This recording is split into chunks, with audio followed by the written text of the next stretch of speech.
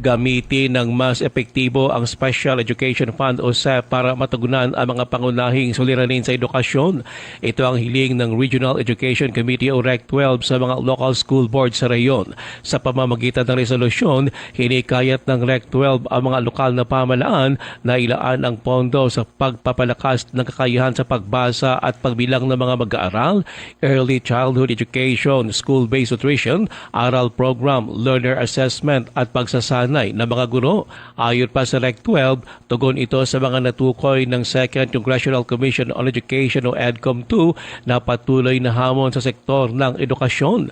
Kabilang sa mga ito ang learning poverty, mababang literacy at numeracy at kakulangan sa nutrisyon ng ilang mga mag-aaral.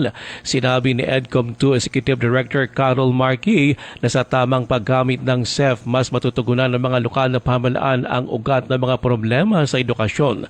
Umaasa naman ang REC 12 na higit pang mapapalakas ang pagtutulungan ng mga LGU, DepEd, CHED at TESTA upang matiyak ang dekalidad na edukasyon para sa bawat batang mag-aaral sa Sorsogon.